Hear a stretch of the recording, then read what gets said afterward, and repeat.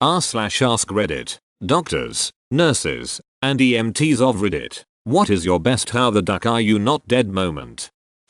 I work in a neurotrauma ICU. I had a failed suicide attempt come in where a guy tried to shoot himself through the top of the mouth. For whatever reason, he failed and the round ended up blowing his entire face off. The bullet and his teeth fragmented and were peppered all over the inside of his brain. Upon arrival, he was following commands and kept motioning with his fingers in the shape of a gun against his head. His family asked him if he's saying he wanted to shoot himself again, to which he shook his head yes. From this, the family decided that they wanted to withdraw all life-preserving measures and just let him go. It took almost a week before his brain edema became severe enough for him to herniate and die. This is where assisted suicide should be necessary. That would be one of the worst ways to go. I sincerely hope he was ducking flying on morphine that whole time. Otherwise an entire week of even lucid consciousness seems like cruel and unusual punishment. He had teeth in his brain. Guy with psych issues tried to kill himself by swallowing 4 razor blades. Don't know why they opted to not surgically retrieve them. But guy sat up in our ICU for about a week until he passed all of them. I still can't believe they didn't shred his insides. My schizophrenic can't swallow 2 razor blades and a few nails one day. No bleeding nowhere. Until the next day she complained about having a stomachache, so my grandma brought her to the hospital, got a scan of the tummy, and it showed all the metals she had inside. Crazy stuff. Technically a humanceremetal? Probably figured they'd cause more damage perforation trying to run the bowel. Not any of the things mentioned above, but when I was deployed to Afghanistan, a lot of the other soldiers would end up getting hurt in combat disproportionately to everyone else. Once I saw this guy come back from the front who had been shot from armpit to armpit, shot in the head, and stepped on a small IED that blew his leg off as well as one of his hands. He had lacerations all over and was bleeding quite bad. The other medics and doctors didn't even bother to put a tourniquet on his leg. They just sent him on over to us with basically no first aid done. All of this while being transferred from heli to heli and an hour and passing by. Somehow he made it to us alive and sort of coherent enough to look around. Besides the missing leg and his arms being ducked up, he lived and was okay.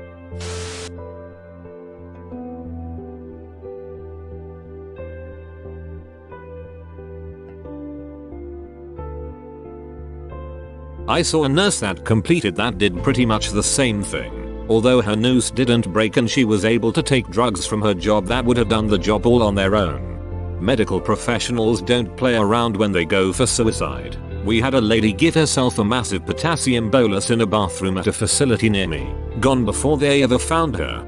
Task failed successfully. A woman stuck in her bathtub for 3 days. Standing water, skin sloughing. Totally dehydrated. She looked dead. Worst part, in an effort to unclog the tub, she had been pouring Drano into the water she was sitting in.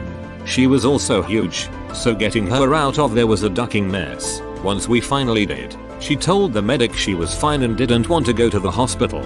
We had to convince her. Unreal. Oh god, the image conjured into my head from that description is not good. Thankfully for you, it's much more difficult to imagine the smell. I won't describe it. I have almost no sense of smell. Working in emergency medicine has never made me regret that deficiency. I had a young guy, mid-20s, involved in a motor vehicle accident. He was alert and conscious despite the high impact injury. CT scan of his brain showed a massive subdural hemorrhage, which if it was in any other person, would have caused a midline shift. The brain matter gets pushed to the other side, i.e. left to right or vice versa. Luckily for him, he had a skull fracture at the area of the bleed, which acted as a burr hole, a medical procedure that we perform to prevent such midline shift from happening, thus saving his life, or his brain, for that matter. Incidental pressure release, oddly fortunate. Guy was working at a factory. Somehow there was an accident and a 2 inches wide 3 feet long board got shot through his head, entered through tip of his nose and exited just below his skull on the right side. Face was a mess. Came in from another hospital intubated to see if our neurosurgeon could remove the board. We all assumed he was likely neurologically devastated permanently. We cut down the board and took him to CT to see what we were dealing with. As we were waiting for CT to result, we realized Guy's sedation had worn off and he was awake and could follow commands. You couldn't tell he was awake because his face was so swollen and macerated. We quickly reseated him. Turns out board missed nearly everything important. Messed up his internal carotid and lateral mass of C1 vertebrae, but missed his spinal cord by about 2 millimeters. He walked out of the hospital 5 days later after several big surgeries to fix his face and IJ. Neurosurgeon said he'd have a crooked neck forever but otherwise would be fine. Holy duck, that's insane. Worked as a phleb tech in a hospital for a while. Craziest thing I ever saw was this guy that came in having overdosed on drugs. What drugs, you ask? Literally all of them. Alcohol, cocaine, MDMA, opioids, benzodiazepines, K2, and a myriad of other things. I went to draw his blood for some tests and he asked me if I could get him more drugs from the nurse. I told him he would need to talk to the nurse about that. I ended up having to draw blood from the palm of his hand because his veins were so short. 'Twas a fun night. I had a friend who used to be on some intense drugs. At one point he had to have blood drawn and he took the needle from the nurse and put it in himself after they missed the vein twice. What drugs did you use? Yes. Just transfuse some of his blood for instant party mode and hepatitis. Triple gunshot wound rolled in one night. First guy was shot in the butt. Second guy shot in the arm. Third got shot dead center of his chest. I sent the butt guy to my least experienced team. The arm guy had some difficulty breathing, so you figured bullet traveled to his lungs, so I sent him to my more experienced team. Then I saw the third guy with a big red circle of blood in the middle of his chest and knew that he was gonna be mine. Chest x-ray was negative. No hemo or pneumo, but also no bullet. Rushed him to CT. Nothing. Shipped him to the local trauma center. A friend who works there said they let him sober up and then sent him home. Butt guy. Where the heck did the bullet go? Sorry for the long read. I'm an EMT in a really diverse area. We get toned out for a gunshot wound. With no updates. My squad runs 2 ambulances on all gunshot wounds. I was on the backup truck. We get on scene and see a large crowd of people all screaming and crying. The cops point us to this kid who is holding his hand in his face. He has no obvious injuries until he looked up at us. Blood just started to pool out of his head. This kid was shot in the face but was still able to talk to us. He was losing an unhealthy amount of blood, so we very quickly got him in the truck and called for a bird helicopter.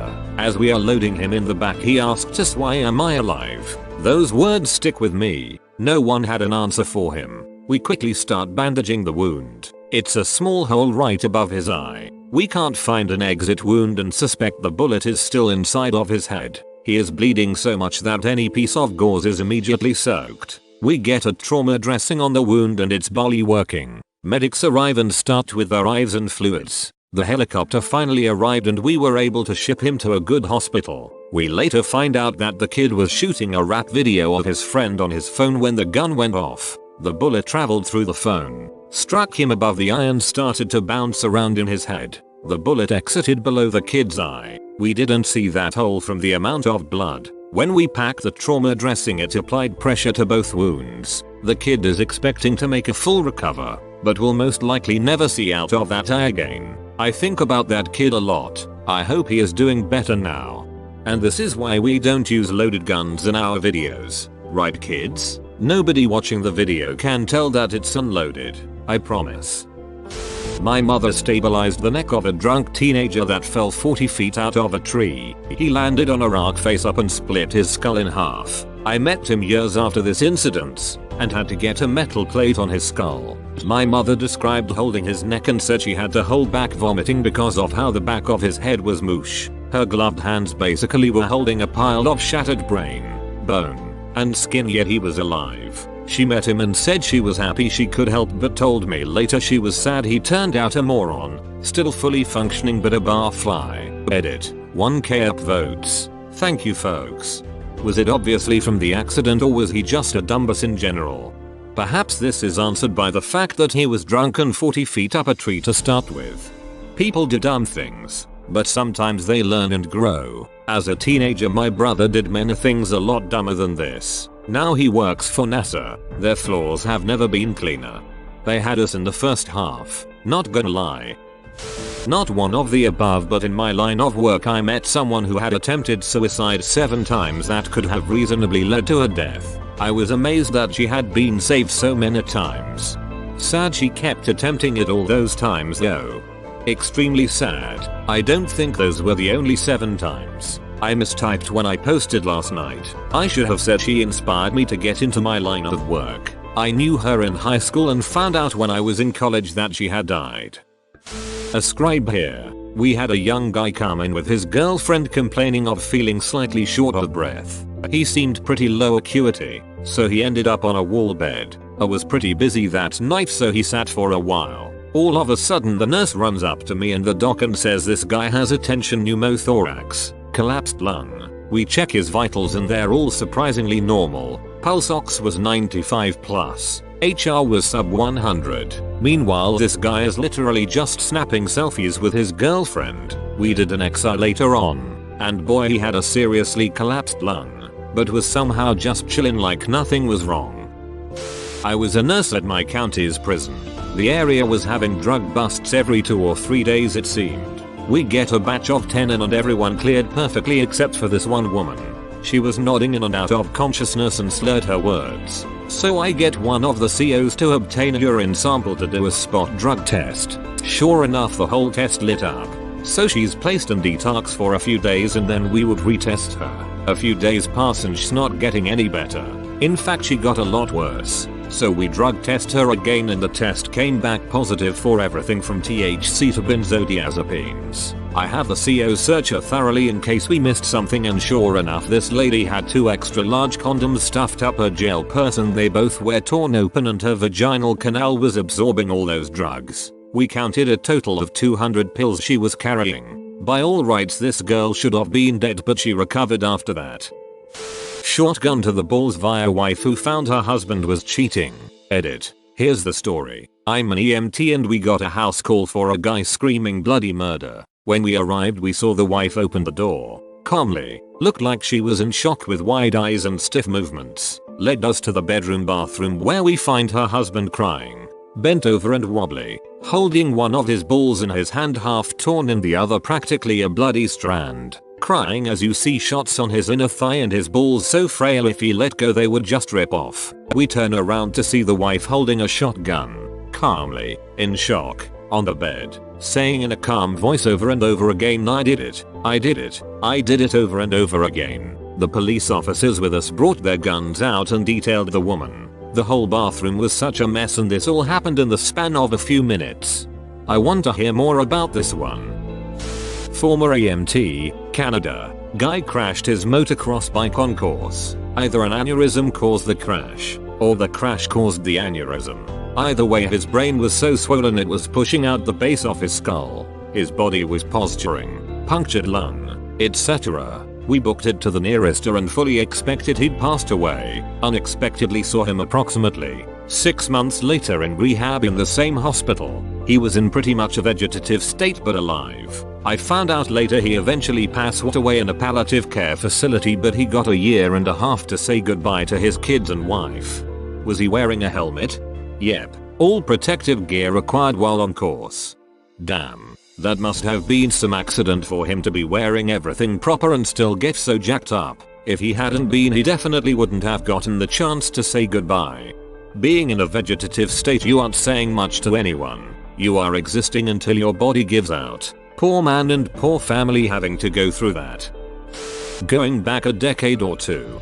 Brand new into nursing in prison. We had a guy that was brought into the prison care room that was apprehended by the police dogs. He was high on crack during getting caught. He had staples running down on almost all appendages of his body and his scalp. First response of the doctor: how the duck did you not bleed to death, young man? Young man, that now looks like Frankenstein. Maybe the crack slowed the bleeding. Veterinary professional working in emergency and critical care here. Work in LA and we've had a busy week with the recent earthquakes. Had a small dog come in after falling off of the balcony of a 5th-story apartment. The dog freaked out after the building started shaking. Also, this little guy is blind and has a history of seizures, diabetes and is 11 years old with no teeth. Come in. We stabilize him. And 10 minutes later his tail is wagging and he is licking us. Boggles my brain. But I'm glad this one had a happy ending. But still. WTF and how? John Wick is happy. One time when someone called about having something in the ass. He just wanted it out and did not want to go to the hospital. The thing stuck in his butt didn't look like any besides a little handle. So our medic went over and pulled it out quick and hard. It made a horrific noise that I can't describe. It turns out to be a 20 inches ladle. We stood there dumbfounded while this guy screams in agony. So we decided to take him to the hospital. I have some other stores if you guys want hear them, just ask.